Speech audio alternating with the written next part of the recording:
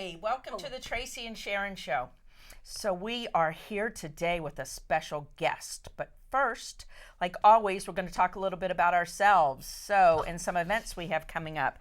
So I am Tracy Lurvy. I am a realtor with Better Homes and Garden, the Masiello Group in Bedford. What can I say about the market right now? It's crazy. I think I said this 2 weeks ago, but they are listing shortages. Everybody needs to do something about that. No. So, listing shortages, that's all I'm going to say. I wanted to talk about a couple events, but first I want to introduce you to Sharon, and she can tell you a little bit about what she does. Hello everyone. Sharon Kosleka. I am a level 3 leader at Rodan and Fields. So we'll leave it at that. Wow, You like my lashes? Yeah. I'm just going to say that. Oh, nice. So she's going to talk about her lashes, and I am going to talk about some events before we start our interview. I am on the board for Habitat for Humanity, and we are doing Women's Build Month in May. And because I run New Hampshire Networkers, we decided, wouldn't it be fun to bond? And on May 23rd, 12 of us are going to build a house. I am going to build a house. I've got to go to Lowe's to training to learn how to hammer and stuff, but I don't think they'll give me any machinist tools or anything like that. I think not. So, in order to build a house on Chestnut Street they interview people that are in need, and they have all these qualifications for the house. We have raffle tickets for sale. It's a raffle giveaway. It's May 13th. They're $5. All the money goes to Habitat for Humanity to build this house, and we're also building a house in Merrimack this year too, so it's going to be exciting. So if you're interested in tickets, just come over to Tracy Chris Lurvy, Crist, on Facebook, and I can sell you these tickets. And the drawing is May 13th, and you don't have to be present. If you have any items that you want to donate for a raffle prize or for swag bags for all the women that are going to build, men can build too. We just need more women than men. You can contact me too to get your businesses out there. A couple of events going on. I think I mentioned we've got Friday at New Hampshire Networkers. Gosh, I forget the name of it every time. Extra Touch Gourmet in Bedford. I won't be there because I'm going to scrapbooking weekend. She's my officially friend. old. I'm teasing. I've been old for a long time. I love it. So, actually, Nathan Dempsey's going to cover. That's in Bedford from 11:30 to 1. And then we have our last meeting after that at Pacific Fusion, because they close April 15th because they're tearing down that building where the old Shaw's Plaza is. So I think that's about it. So I want to talk about our guest that we have. Today we have Melissa Barnes from Nashua Hypnosis. So I want to introduce Melissa to you and find out all about being hypnotized. It's going to be fun. So this is Melissa. Welcome to the show. Welcome, Thanks for Melissa. having me. So, how does hypnosis work? Okay, that's a good question. Well, basically, as you go through the day, your conscious mind is sort of focused on tasks and things, but there's all this stuff running in the background, like your habits. And those are often the things people want to change, like their habit of smoking or, reaching for the candy jar or whatever. And the problem is they try to change with willpower, trying to force themselves not to do it. But when they're not thinking about it and they're distracted by their day and what's going on, those habits kind of run in the background on autopilot. So it makes it hard to change it if you can't reach those habits. So hypnosis is a way of just sort of setting aside the conscious mind a little bit so you can actually access where the habits are coming from. And you can tell your mind to have these new, better habits. And then those new, better habits sort of run on autopilot, where you don't have to put so much effort into thinking about it. You're doing it more automatically. Interesting. That's awesome. So what is the biggest misconception about hypnotists? Okay. Being hypnotized. Being hypnotized, yeah. That was an In Excess song. Hypnotized. Well, a lot of people have this idea that they're going to lose control, right? That a hypnotist is going to make them do something, or that they're going to be out of control and they don't know what they're going to do. And so there's sort of this fear of being hypnotized, like, what's going to happen? Are they going to make me cluck like a chicken or bark like a dog or something, right? Like a chicken, we want to get Tracy to cluck right. like a chicken. Tracy's not clucking because Tracy can't get hypnotized because Tracy's a little too hyper. But in actuality, people don't lose control in hypnosis. People can't be made to do anything they don't want to do. If you ask them to do something and they don't want to, they just won't. Or even they'll come out of hypnosis. If it bothers them enough, they're like, I'm done, and they'll just come right out of hypnosis. So you can't make anyone do anything. So typically when you see people doing crazy things and you're thinking, I wouldn't do that, you realize that they're okay with it. They think it's fun. They're having a good time. So what about that movie, The Office, where the guy gets hypnotized? Oh, Do you yeah, remember I that love that just movie, saw it the yeah. other- And so the guy just fell Right, over, right. the therapist. So then this guy's like, I don't care about work anymore. And Right. I'm just so does that really happen? No, Okay, no. I was just curious. But it was a good movie. You know, it's Awesome a good movie. premise. The what would happen in real life is if that hypnotist like just fell over and had the heart attack like in the movie, the person hypnotized would come out of it and be like, "What's going on?" You know, just and, drop dead on right, me. right. And so Not gonna pay for a full session either. right. You get a refund on that, yeah, when your hypnotist dies, yeah. Okay. But no, the person would come out of it. That would never happen. In fact, Okay. a lot of the movie misconceptions people have about hypnosis, like getting stuck in hypnosis or being made to do things, they're actually ideas that were planted by hypnotists long ago, like in the 1850s. He was a traveling stage Those hypnotist. traveling salespeople. And what he did was to build up hype about his shows.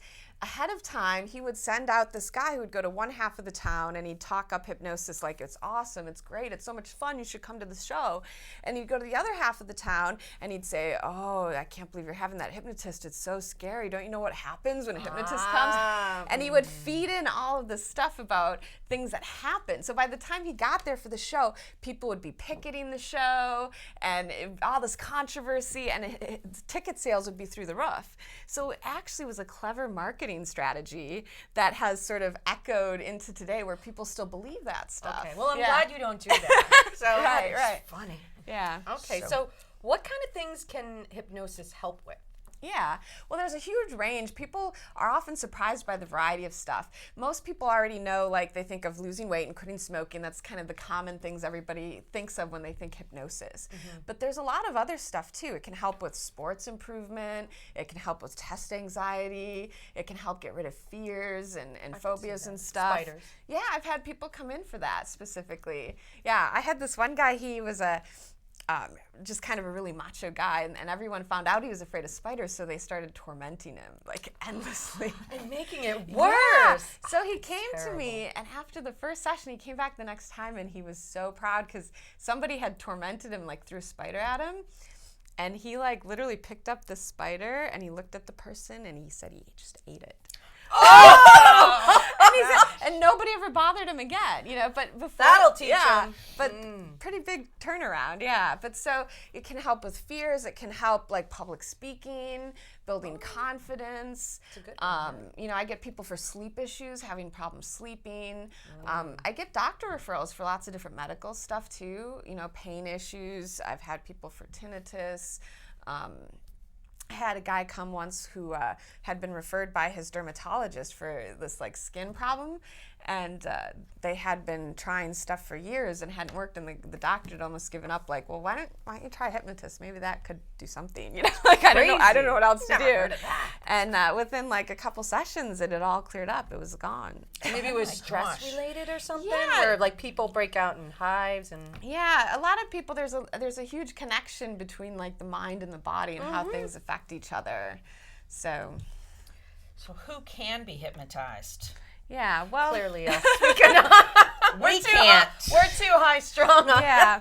Well, I think that you could be hypnotized. It's just that it didn't work so well in a big group.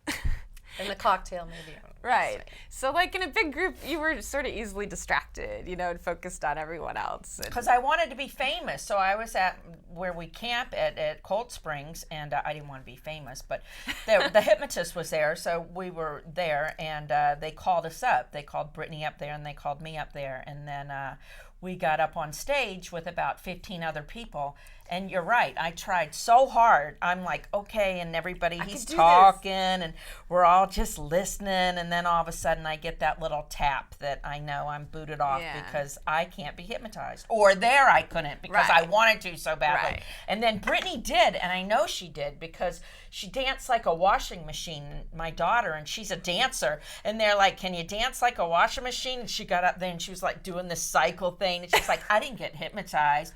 But the things that she did with the other people, but then when it seems like when people do that, then they want us to act like it's fake and it's not real. So she's like, I didn't. I just pretended to stay up there.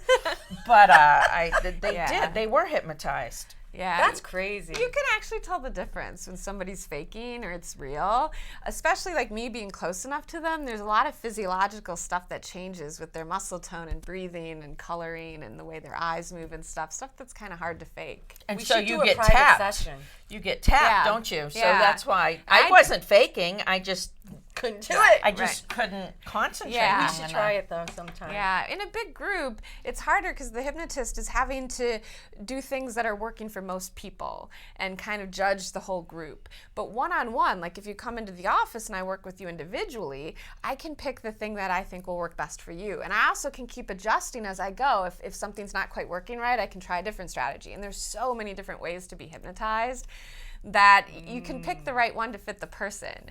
So you could be hypnotized. It's just that I would put it in a situation where maybe there's fewer distractions, and I would also keep for you. I would keep things going so that there's always something happening. So you don't have time to like have your mind go off in tangents. Brittany! See, can you tell that she knows me? She knows me and already knows that she has to keep doing things to keep me distracted so I don't go squirrel. Right. Okay. So how is hypnosis different from meditation?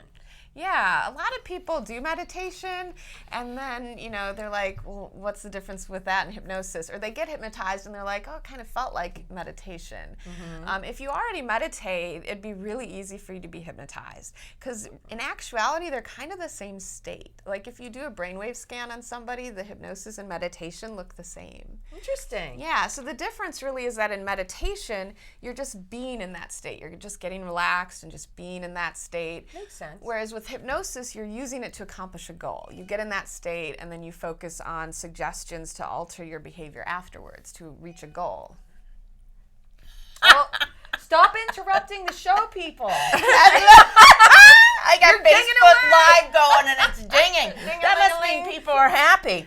So actually, I think this next question you answered, it just says, what is hypnosis? What does it feel like when you're hypnotized? And do you want to talk a little more about the feeling? A lot of people are surprised about what it feels like because they have expectations that they're going to be asleep or blacked out or unconscious in some way. Because when they watch somebody be hypnotized and they see it from the outside, the person looks like they're asleep, like they're that relaxed. Yeah. But in actuality, you're still aware and you hear everything, you know what's going on. And you actually get hypnotized in your normal life. Like when you drive the same way, you ever drive to work, drive home, and your mind just wanders and then you're there, right? And you kind of drive on autopilot. I don't do that. You don't do that? No, I'm like, no, I've never done autopilot. Never? No. I've done I that know what you sometimes. mean, Yeah. but Yeah. You're just driving down the highway and you're like, And then, and sometimes you meant to go to the store and you realize, oh shoot, I'm halfway to work or something. And that's called highway hypnosis. And so when you're in that state, you're actually hypnotized. And that's what it feels like in a session. So what's going on is your conscious mind is sort of daydreaming or drifting. And then the subconscious takes over, and that's the part driving the car. And you're still doing all the tasks of driving. Yeah. maybe I could be hypnotized. Yeah, well, you already get hypnotized. Could be So, interesting. yeah, that's kind of what it feels like when you just kind of zone out and your mind drifts and you're relaxed. Yeah. Relaxation. Okay, thank you. Okay, so are people in stage hypnosis shows really hypnotized? And I think we kind of already talked about this. How is that the same or different than being hypnotized in, Tracy, I can't read your handwriting. In your office. In your office. Yeah. Well, yeah, the people on stage really are hypnotized. But you have to remember that it's a big group and everyone going to the show knows the point is to go up on stage and do silly, crazy things. So when I ask for volunteers, the only people who volunteer are the ones who want to, who think, oh, that'll be fun. Pick me, I want to go up there, right? And so, I think everyone would be afraid. Like, I don't want them to make me dance or spin or And so whatever. if you're in the audience and you're watching those people and thinking, oh my God, I would never do that. Oh, that would be so embarrassing. Right? You wouldn't be the one to volunteer in the first place. So it sort of is a self-selecting group where the people up there are wanting to be up there. And for them, they're having a blast. It's like instead of just watching the movie, what if you could be in the movie? That's kind of the Like The experience. Yeah. But so they're having a good time. It's like when you were a kid and you pretended to be a fireman or astronaut. You know, your imagination went wild and you had a good time that way. But even on stage, you're still sort of aware, you know, kind of what's going on, and you can stop if you really don't want to do something. Crazy. So Well, that's good to know. Yeah. And so a good stage hypnotist is trying to pick things based on the people's personalities, what they'll go with, and so then it looks like they're complying with everything. But once in a while, you get it wrong, and you ask What about somebody. those guys though that you see on TV that are just like, you know, they make people stand on one foot and like they do all kinds of funky things. Like, are those technically good hypnotists, or are they? Do you know what I'm trying to say? Like when they're Like, is that unethical where they do all these funky things? She does it. yeah, I do stage shows all the time. They're a blast. Oh, we must go see that. Oh my gosh. But the people on stage are having a fun time and they're wanting to do it, and they're Okay. and the difference really between a good stage hypnosis show and a bad one is a good one. The people on stage are sort of being the stars. People are laughing because they're being funny and they're like their creative side's going wild and they're being entertaining. Versus a bad show, people are laughing because they're being poked fun at. You know what I mean? Oh, that's mean. Yeah. That would be mean. And then the problem with that is nobody ever wants to volunteer again and have that happen to them. You know? So Do you remember? it depends, and sometimes people remember and sometimes people don't, and it doesn't mean that you weren't aware when it happened, because memory is a tricky thing. You can make people forget even when you're not hypnotized. Like, you ever been in a really good conversation at a restaurant with a friend and you're really engaged, and then the waiter stops and interrupts and takes your order, and then they leave and you look at each other and you're like, Happens all what, the time. what were we talking about? I thought that was old age. No, it's about when the state shifts dramatically enough, you can actually kind of forget everything that just happened, even though you weren't unconscious when it happened. So for the people on stage, what can sometimes happen is the show's over and they're abruptly brought out of it and they're sent back to their seat, and it's kind of like, just like the waiter interrupting you, sometimes you forget everything that just happened because the shift is so dramatic. Crazy. What are your favorite client success stories besides the spider? Yeah. Well, it's always really fulfilling when somebody's able to change something that they struggled with for a long time. I had one lady who had gone back to school, and when she came to me, she was struggling, like barely passing, and she was, really afraid because it was the beginning of her classes. What's going to happen when it gets really hard? And she was just convinced she was going to fail out, right? Mm-hmm.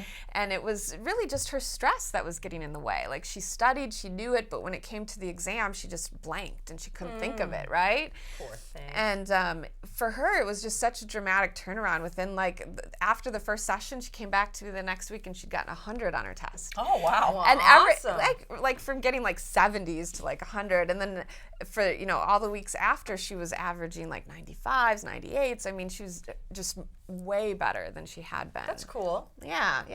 That's awesome. I had another guy who was a smoker, and when he came to me, the reason he wanted hypnosis is when he tried to quit other ways, he was all cranky and irritable, so everyone around him was like, just go have a cigarette. Everyone else we was miserable. can't take it anymore. It's like mom's. Right. If mom's not happy, no one's happy. Right. So what was funny, it worked great. He quit. And then it was about 6-8 months later, suddenly I started getting all of these people coming to me from where he worked. And it turns out that it had taken 6 or 8 months before they even noticed. Like, somebody one day made a comment like, oh, you haven't had a smoke break today. And he's like, I quit 6 months ago. What are you talking about? And they were so impressed because they never knew. Like, he didn't get grouchy or irritable or anything. Oh, you wow. know? That's Do awesome. you hypnotize your boyfriend? Oh. Actually, you really can't hypnotize people that you're close to. Really? Yeah. Is it against the code? Is it unethical? Well, you keep thinking everything's unethical. I just think It's unethical. Is that unethical? You could dig deep in there, right? It's not so much that it's unethical. It's just really hard to do because Or have a relationship. yeah, if you have you a think about relationship that, with the person, whether they're your spouse or your parents or your siblings or your kids or Kids whatever. are okay though. Well, You could not- do your not kids because you got to really. know everything that's going on. The problem is that they don't hear your voice like you're the hypnotist. It's like your mom or you're the girlfriend, and they can't get into the same zone with you. So usually what hypnotists do is like we refer to each other. So like some of the best hypnotists in the business, I've worked with their family or their friends and vice versa because you can't really do it if the person knows you that well. I have a good question. I want her to do that thing. Well, hold on. I have a question. Yeah. See, we're talking and I almost forgot. So my question is with technology nowadays, can you do it like over the internet? Like Skype or something like that. Yeah. Yeah, it's possible. Like you can do it. Personally, I don't like to do it that way. I think it'd be hard. Because I do sometimes do like some minor touching things, like on I'll touch them on the wrist or the shoulder, something to click into some of the techniques I'm using. And also, it's kind of harder to really see them closely enough over the video and get the right rapport and stuff. So I prefer it live. Makes sense. Makes sense. But you can. I mean, if you didn't really have other options, you could do it online. Did I kick you? Sorry about that. You did kick. Oh, just give me a little love tap. Can we do that thing? Yeah, you want to learn? What thing? She said she had. We only have like 5 minutes Yeah. left. She said she could do a little. The idea of like kind of a little sample of what. Are you hypnosis guys works. putting me on the No, spot? I don't know, but Oh my stop, so we run goodness out of gracious. time. Yeah. Okay. I'm gonna do it with both of you, okay? Because basically the way hypnosis works is it's just that you focus your imagination, and it works because when you're imagining something, what you're imagining is so powerful, it actually has a result or an outcome. And so I do these tests with clients when they come in to kind of give me an idea of how I would work with them in the office. Okay. And give them an idea of how hypnosis works. So I'm going to do a little experiment. You can both kind of play along, or anybody at home can play along too. Okay, people. Now do what she says. But all you have to do for this to work is really use your imagination on each suggestion, because it's not what I'm saying or doing. It's how your mind is focused on it that makes the outcome. Okay. So what I want you to do is put your hands together like this. Okay, and press the palms all the way together, and then steeple your first two fingers, and then pull them about an inch apart. And now stare at the space between your fingers. And as you do, think about magnets. Imagine that there are magnets at the tips of your fingers pulling them together. And as you imagine it, you start to feel this invisible magnetic pull drawing them together. And the more you imagine it, you start noticing them trembling, twitching, coming closer and closer. And the more you think about it, the more you feel the magnets pulling together. And just like with magnets, the closer they come, the stronger the force gets. So they start moving closer and closer until they're so close. You know how magnets are, when they're almost brushing together, they just want to snap right together and touch. And the more you imagine it, the more that you feel it happening. The magnets pulling, the space getting smaller and smaller until soon they want to just snap all the way together and touch till there's no space between them at all, until they come all the way together and touch. And the more you imagine it, the more you feel that pull until they go right together, just like that. Good. It looks Did like yours do it? Mine did. I was That's refraining crazy. from it. And that's it. Oh my gosh. Isn't There might be hope. That is crazy. We Yeah. need to do a Facebook Live one. If we could do that, We then are maybe we Facebook could. No, but our show's almost done. But To be continued. But notice that even, like you both said, you were both like trying to keep them apart and they still went together. And that's because ultimately the imagination is stronger than willpower. So even when you use willpower and you're trying to hold them still, your imagination's pulling them together. And imagination will always win in the end. And so why most people are struggling with their problems is that they're trying to solve it with willpower, like trying to make themselves do these things. But their imagination is thinking about the wrong thing. It's like, okay, don't have that cigarette, don't have that chocolate, don't. And they're thinking about the wrong thing and their imagination's pulling them in that direction. Oh. And ultimately, the it's imagination all wins. coming Yeah. together. So when you use your imagination and you line it up with your willpower and you focus your imagination the right way, then you're not fighting yourself. It's not such a struggle. Interesting. Yeah. Yeah. We're going to end on this last question. What was the funniest moment from one of your stage shows? Okay, I've had that's hard because I I've wanna had a hear lot this. of really You got good. 2 I've done minutes. so many shows. Well, what's great about stage shows is that people respond in their own personality. So you can do the same bit in every show, and it's always different because people are reacting in their own way. And it's kind of fun because they'll come up, with their based on their personality and stuff. But I remember one time I did this show. It was at a college, and I had this one kid up on stage, and he was doing great. And I didn't know it at the time. He didn't tell me in advance, but apparently he had to leave halfway through the show. He had some meeting or appointment. So I have no idea why he even continued. Why he even volunteered to go up and leave halfway through. Who does that? But the timing of when he tried to leave happened to coincide. I had just given him the suggestion that he was going to be the biggest liar, and he'd come up with all these tall tales, whatever anyone asked him, big, huge tall tales, right? So as soon as I gave him that suggestion, he stands up and he's like, "I gotta go. The president's waiting for me. Air Force One is out there, and I can't." and everybody laughs, and I'm like, Like Top Gun, right? And I'm like, no, have a seat, and I have him sit down, and then a minute later, he's like, "Oh no, I have to go because So he's super serious? Yeah, he's super serious about it, and he keeps coming up with all of these lines for why he's got to leave. I've got a date with the supermodel, that's funny. and I can't keep her waiting because You don't want to keep a supermodel waiting. yeah, and it just kept going, and I kept having to sit him down again, and finally one of his friends is like, "No, he actually does have to go." So what else, real quick? Any other ones? Yeah, real quick. So I had another person where. They were like James Bond, and they were running behind the garbage cans, shooting over the top of them and stuff. And the garbage can was on wheels, so they started just pushing it ahead of them and jumping up over the top That's and cute. stuff. Yeah. Oh, that is funny. Yeah. Well, thank you for being here. And where is your office? I am at One Terra Boulevard in Nashua Hypnosis, and it's right in the same parking lot as that Radisson that looks like a castle. Nice. Oh. All right. So it's really easy So to we're find going to them. wrap this up. 2 weeks. It's Nathan Dempsey from New York Life. Thank you guys. Have a Nathan, great have a night. great Bye. night.